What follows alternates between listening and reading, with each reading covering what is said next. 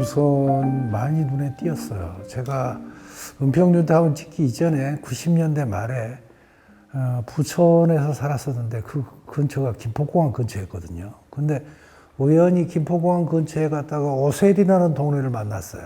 근데 그 동네는 동네 전체가 굉장히 컸는데 완전히 폐허더라고요. 빈집들 뿐이고 남아있는 사람은 얼마 없고. 이거 왜 그랬나 조사를 해봤더니 비행기 소음 때문에, 그때는 뭐 인천공항이 없었기 때문에 비행기가 거의 30초에 한 대씩 뜨고 내렸어요. 소음 때문에 견딜 수가 없어서 사람들이 몇십 년을 버티다가 박정희가 죽자마자 이주 투쟁을 시작해서 이주를 해갔기 때문에 남겨진 거였어요. 그래서 정말 기묘한 생각이 들었죠. 마을 하나가 이렇게 없어질 수 있는 배경과 이유는 뭔가, 그것에 대해서는 뭐가 작동하고 있나 등등을 사진으로 남겨야겠다 싶어서 작업을 했고, 그게 오세리 풍경 시리즈입니다. 재개발에 대한 관심은 그때부터예요. 그리고 그 이후에는 제가 2001년에 불광동으로 이사를 왔는데, 불광동에 이사 와서 동시에 마주친 게 두 가지였어요. 하나는 그 지역의 제3구역 재개발 지역이었고, 또 하나가 바로 은평 뉴타운이었습니다. 구파발역 주위를 제외하고는 옛날에 시골 마을이 약간 변현전 형태로 계속 남아 있었어요. 그리고 이제 드물게 인위적으로 조성된 마을들, 예를 들면 기자촌이라든가 한양주택이라든가 문석주택이라든가 이런 곳이 있었고, 나머지는 자연불악이 변화된 형태였습니다. 그래서 녹지가 굉장히 많았고, 뭐 농사 짓는 것도 많았으며, 사는 분들도 시골 분들 비슷했기 때문에 굉장히 흥미있는 동네로 저는 받아들여졌어요. 그래서 일종의 서울과 그 외곽, 경기도 외곽으로 넘어가는 점이지대, 접경지대 같은 분위기였어요. 이 사진은 이런 작업은 옛날부터 이어붙였어요. 그러니까 저도 뭐 처음에 전공은 사진이 아니었고 페인팅을 전공했기 때문에 제가 사진 작업을 하리라고 생각도 못했어요. 그래서 페인팅 작업을 꽤 오래 하다가 컴퓨터를 한 대 구입해서 컴퓨터를 갖고 작업을 이제 해야 될 것 같다는 생각이 들었어요. 시대가 변했으니까. 그래서 컴퓨터로 뭘 할까 고심을 하다가 선택한 게 사진 작업이었습니다. 처음에는 이미 찍힌 사진들을 갖다가 콜라주하고 몽타주하고 해서 뭐 내가 하고 싶은 얘기를 만드는 그런 작업들이 있는데, 그걸로는 현실을 담기에는 부족하다는 생각이 들었어요. 현실은 이렇게 풍부하고 바로 눈앞에 있는데 이걸 이미 남들이 찍은 사진이나 뭐 인쇄된 사진 이런 것만 갖고는 안 되겠다 싶어서 처음에는 필름 카메라로 찍었어요. 똑딱이 카메라도 쓰고 갖고 있던 카메라도 쓰고 해서 찍었다가 나중에 이제 디지털 카메라를 사야겠다 싶어서 99년에 제가 디지털 카메라를 처음 샀습니다. 그때 있던 돈을 다 털어서 거금을 투자해 샀는데, 지금 생각해 보면 그게 300만 화소짜리 카메라였어요. 그 300만 화소짜리 카메라로 뭐 오세리며 그 근처 일대를 찍기 시작해서 작업을 만들었어요. 그러면서 그때 생각하는 게 그거였습니다. 대체로 한 장짜리로 완결된 사진은 별로 마음에 들지 않았어요. 제가 머릿속에 생각하고 있던 것은 영화 스크린만큼 큰 사진을 만들어서 일종의 시각적 충격이나 사람들이 구석구석을 자세히 들여다볼 수 있는 그런 사진을 만들었으면 좋겠다 했어요. 근데 이제 300만 화소짜리는 그런 디테일을 뭐 한 컷에 담아낼 수가 없으니까 이걸 여러 장을 찍어서, 그때는 거의 한 10장씩 찍었던 것 같습니다. 여러 장을 찍어서 재접합을 한 다음에 만들었어요. 그러다 보니까 사방에 포커스가 같이 맞아 있고, 그 다음에 이 잘린 자국이 군데군데 드러나더라고요. 처음에는 물론 매끈하게 붙여서 만들어도 좀 그게 재미가 없었어요. 그래서 잘린 자국이 드러나서 붙여봤더니 아주 흥미있었습니다. 그래서 그런 생각이 들었어요. 여지 사진 이론가들이 얘기하듯이 사진은 어떻게 해도 항상 세계의 파편입니다. 뭐 동영상도 마찬가지예요. 전체를 보여줄 수 있는 방법이 없어요. 그리고 그 파편들을 마치 우리는 완결된 세계처럼 보는데 그건 굉장한 착각이에요. 그래서 저는 제 사진 속에서라도 최소한 이 세계는 완결된 세계가 아니며 이것은 파편이며 외부로 확장될 수 있는 큰 세계 일부라는 것을 보여주고 싶었던 거죠. 제가 이저그 작업들을 해서 1차로 전시를 했었어요. 2009년이에요. 나름 그 몽인아트센터라고 삼청동에 있었는데 나름 꽤 큰 전시장이었고 작품도 한 40점 가까이 만들어서 한 30여 점 걸었었고 그랬었는데 그때 지나고 이번에 다시 가니까 그런 생각이 들어요. 이 사진이라는 게 정말 이상한 성격을 갖고 있다. 특별한 물건이다. 전에는 사진을 뭐 대부분 착각이지만 내가 본 것을 찍는다고 생각했는데 다시 이나 현상에서 붙여놓고 보니까 이 사진은 거의 내가 못 본 것을 찍어서 내가 못 본 것을 다시 보여주고 그 다음에 내가 무엇을 기억하지 못하는 것을 지적해주는 역할을 하는구나. 그런 점에서 중요하지 인간의 보는 시각과 경력이란 건 정말 별게 없어요. 그래서 사진이 갖고 있는 힘이 무엇인가를 보조하거나 보충적 역할이 아니라 오히려 그게 역전된 주된 역할이구나 이런 생각이 들었어요. 그리고 이 작품들을 보는 데는 이곳에 살았던 분들과 그렇지 않은 분들의 시각이 뭐 전시 시작한 지 며칠 지나지 않았지만 굉장히 달랐습니다.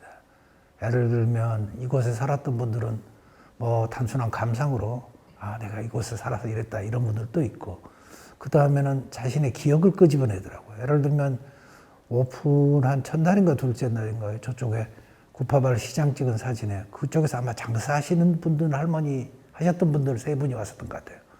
그분들이 오셔서 얘기하는 걸 옆에서 들었는데 모든 가게를 다 알고 모든 가게에 대한 얘기를 하고 있더라고. 이 집 누구는 지금 어디서 어쨌고 그만뒀고 장사를 하고 그걸 보고 그런 생각이 들었어요.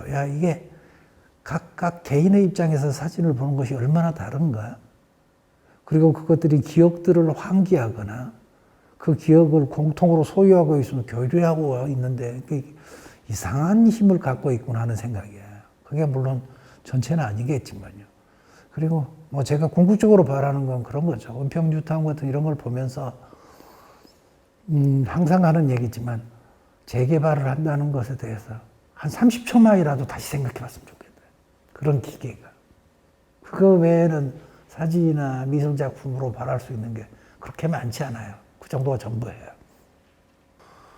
여러 마을들을 찍었는데 그 마을들이 사실은 시간이 지나니까 점점 더 기억이 명확해지기도 하고 한편으로는 꿈 같기도 합니다. 가장 대표적인 동네가 폭포동이에요.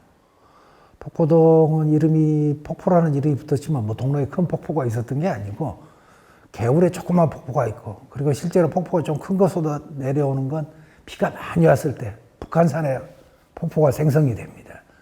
그것 때문에 아마 폭포동이라는 이름이 붙었을 텐데 제가 처음 가보면 깜짝 놀랐어요. 왜냐하면 개울을 중심으로 이쪽에 절이 두 개가 있고 그 아래쪽으로는 계속해서 무허가 주택이 줄줄이 있는 거래요. 그리고 이제 그 아래 내려가면 지금의 폭포동 인공연못 있는 근처가 좀 큰 마을이 형성되어 있던 곳이에요. 그리고 주위에는 꽃농사나 이런 하우스 농사 같은 걸 좀 짓고 있어서 아주 놀라운 동네였습니다. 그래서 제가 가장 좋아하던 산책 코스의 하나였어요. 그래서 폭포동 찍은 사진이 많기도 한데 그 중에서도 뭐 특별한 관심을 가졌던 것은 우선 앞에다 꽃을 철마다 많이 심어서 갖고 왔던 그 집이라는 연속 시리즈를 하나 묶을 수도 있는 집이 한 채 있었고 그 다음에는 어떤 할머니가 혼자 구멍가게를 조그맣게 하면서 손자들과 같이 살고 있던 구멍가게가 있었습니다. 거의 동네 유일한 구멍가게였어요. 그리고 그 구멍가게 사진 찍다 더우면 가서 아이스케이크 사 먹고 앉아있다 쉬고 오고 그랬는데 그게 두 장소가 아주 기억이 남아요. 물론 폭포도 전체도 기억이 남지만요. 폭포동이 그렇고 그 다음에는 물풀의 꼴입니다. 대부분의 이 동네에 살지 않은 사람은 물풀의 꼴이 있는지도 몰랐을 거예요. 저도 몰랐어요. 그래서 구파발 일대만 쭉 찍다가 이쪽으로 한번 들어가 볼까 가봤더니 거기도 분지 같은 곳에 동네가 하나 있는 거예요. 그 동네를 보고 그것도 역시 놀라운 동네였습니다. 물론 지금은 뭐 큰 병원이 들어섰지만요. 물프레골도 그렇고, 그리고 거기서 조금 올라가면 한양주택단지도 그랬어요. 한양주택단지도 주위에 있는 건물이나 마을들과는 전혀 달랐습니다. 우선 이건 계획된 마을이다. 그리고 거의 유럽풍의 단독주택이 줄지어서 여러 주로 줄지어 있었어요. 그리고 주위에 아무것도 가림막이 없었기 때문에 북한산이 그냥 병풍처럼 시야에 들어왔어요. 그래서 나중에 이 근처에 살던 사람 얘기를 들으니까 한양주택이 어렸을 때부터 저 안에 들어가서 살아봤으면 하는 로망이 있는 주택이었대요. 그게 충분히 이해가 돼요. 저도 찍으면서 그렇고. 그리고 실제로 거기 살았던 분들이 가장 오랫동안 재개발에 반대했습니다. 왜냐하면 장소, 자기 동네에 대한 애착이 컸던 거죠. 그리고 그 애착은 아이러니하기도 해요. 왜냐하면 한양주택이 지어진 게 남북회담을 할 때 74년 5년 무렵에 북한 사람들이 통일로를 타고 차를 타고 내려왔어요, 서울 쪽으로. 그러면 그 사람들한테 뭔가 보여주는 과시형 주택이었습니다. 그러니까 우리 이만큼 살고 있어 하는 과시형 주택으로 지었던 것이. 그 다음에 또 한 거는 역시 기자촌이죠. 뭐 기자촌도 아시다시피 박정희 시절에 기자들을 일종의 길들이는 차원에서 그랬을 수도 있어요. 특별주택을 공급한 거예요. 값싸게 재개발 단지를 만들어서, 개발 단지를 만들어서. 사람도 살지 않은 곳이니까. 그래서 거기다 만들었는데 거기는 언덕이 이렇게 져서 이건 마치 부산 초량동이나 이런 데서 보는 이 산동네 구조하고 정말 비슷했습니다. 왜냐하면 초량동이나 그런 데 산동네 보면 집이 있고 집 위에 옥상이 있고 옥상과 그 위에 지나가는 길이 연결돼 있어요. 왜냐하면 대지가 가파르기 때문에. 그래서 지나가다 보면 길에 바로 그 아랫집 옥상이 보이고 옥상 너머로 건너편 풍경이 보이고 이런 스타일이에요. 그래서 이런 집들이 줄줄이 놓여 있었습니다. 물론 멀리서 보면 굉장히 멋있는 전원주택단지고 물론 다른 주택단지보다는 훨씬 더 나았어요. 뭐 그 밖에도 여러 마을이 기억납니다만 대표적으로는 이 한 4마을 정도가 지금도 아주 생생하게 기억이 남아요. 그리고 그 장소에 갈 때마다 뭐 정확하지는 않지만 이곳이 이랬었는데 찾을 수가 없다 이런 기분이 들고 그렇죠. 외부에서 일단 찍은 다음에 그 집이 이제 부서지는 과정 이전에 내부에 들어가서 찍습니다. 내부에 들어가서 찍는 이유는 궁금하니까. 그리고 그 다음에 모든 집들을 가볼 수 없으니까 이 집에 가봐야지 하고 이제 우연히 선택을 하게 되는데 빨리 가면 마룻바닥에 안 뜯긴 멀쩡한 집을 만나고 빨리 가면 또 집안에 들어갔던 것 중에 하나는 사람들이 버리고 간 물건들의 흥미가 있었기 때문이에요. 그러니까 자개롱이나 장롱이나 이런 것들 가구 엄청 버리고 갑니다. 그릇들도 버리고 가요. 심지어는 앨범을 버리고 가요. 저도 거기서 주워놓은 게 여러 개 있었는데 가족 사진도 버리고 가고 결혼 앨범부터 애들 자라서 성장 과정하는 앨범을 결혼식부터 거의 믿을 수가 없지만 버리고 갑니다. 아마 가정이 파탄났을 가능성이 높겠죠. 그래서 그것들을 바라보면서 그 살았던 삶의 사람을 생각하는 것도 흥미있었어요. 그리고 이제 그 안에 내부도 찍고 외부에서 뭐 창틀 같은 거 완전히 다 뜯어내버리면 그 바깥을 바라보는 것도 찍고 하는 방식으로 내부와 외부의 시선이 서로 좀 교차했으면 하는 방식으로 찍었었죠. 모든 사람들이 일제히 나가진 않아요. 사정이 좋은 사람들. 뭐 그렇게 오래 버티지 않고 재입주할 수 있는 가망이 있는 사람들 대부분 빨리 나갑니다. 그리고 이제 여기서 나가면 경기도 어디 더 변두리로 가거나 해야 되는 사람들은 오래 버티는 경우가 많았어요. 혹은 자기가 정말 피와 땀과 뼈를 다해서 만들어냈고 지은 집이기 때문에 이 집을 정말 아까워서 난 못 비우겠다 하는 정도의 애착이 있는 가족들도 있었습니다. 아마 그 가장 대표적인 게 내 집 사랑합니다. 투쟁 시리즈인지 모르겠는데 그랬어요. 그래서 그 남아있는 집들이 끝까지 몇 개씩 남아있었습니다. 그러다가 막 결국은 다 못 버텨요. 한양주택도 그렇게 줄기차게 버티는 것 같더니 결국 한 집, 두 집 나가서 다 그렇고 또 하나 인상적인 게 이제 구파발 시장 상인들이죠. 구파발 시장 상인들도 이제 뭐 영업도 오래 못하고 나중에 다시 재입주한다는 보장도 전혀 없으니까 더구나 대부분 다 세들어 살던 사람들 아니에요. 그러면 그 보상을 받기 위해서 이제 당연히 집단으로 모여서 그것에 대한 뭐 항의하고 투쟁해 볼 수밖에 없었는데 이제 그 본부가 되었던 곳이 구파발에서 가장 유명했던 게 그 소 가슴 젖가슴 파는 유통, 위장 내부나 이런 걸 팔던 집이었는데 그중에 논산집이라는 집이 있었습니다. 그러니까 술도 마시고 하는 그 논산집이 투쟁본부였어요. 그리고 거기에 이제 그분들이 나이 드신 분들이 투쟁하니까 마치 상여 만장을 쓰듯이 옛날식 한문투로 북망산천이 어쩌고 구파발이 그렸구려 하는 것들이 들어갔어요. 이게 다른 투쟁하는 데서는 볼 수 없었어요. 그것보다 조금 이따 비슷한 시기에 용산에서 벌어졌는데 거기에서는 투쟁 구호나 이게 굉장히 달랐거든요. 그렇으니까 이건 뭐랄까 오래된 사람들이 모여서 하는 투쟁 방식이나 구호가 갖고 있는 어떤 노컬함이라고나 할까 그 특유함이 굉장히 인상적이었죠. 이폐가뿐만 아니라 거의 모든 예술작품, 특히 미술작품에서도 폐허가 등장하는 일종의 폐허미, 그것들이 모르는 미장미는 아마 낭만주의 시대부터 사람들을 사로잡았습니다. 그 중에서 특히 독일 낭만주의 화가 중에 카스파 다비드 프리드리히라는 사람이 이런 종류의 폐허와 장엄한 자연과 이런 것들을 같이 그림에 그려놓곤 했고, 물론 17세기 풍경화 속에도 로마나 그리스의 풍경화 들어옵니다. 동양화 전통에는 폐가 전통은 폐허를 그리는 건 드물게 없어요.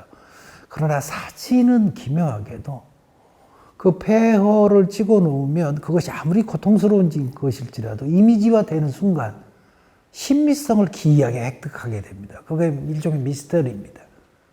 그러니까 사진 찍는 사람도 항상 힘들어요. 왜냐하면 내가 보는 것은 고통스럽고 만만치 않은 장면인데 정말 찍어서 이걸 조정해서 인화해 놓고 놓으면 신미성이 있단 말이죠. 그래서 제가 생각하는 건 그런 생각이 들었어요. 야, 사진을 이렇게 찍어서 작업해 보니까 사진이라는 건 현실하고 신미성 사이에 그 좁은 틈 사이에 들어있는데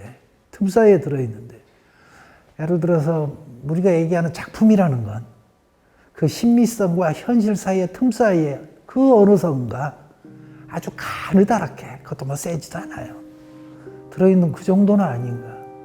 그리고 이건 개인이 그 폐허가 갖고 있는 심리적인 어떤 것을 해결할 수 있는 그런 건 아닙니다. 아마 인간이 갖고 있는 DNA 속에 들어있을 수도 있어요.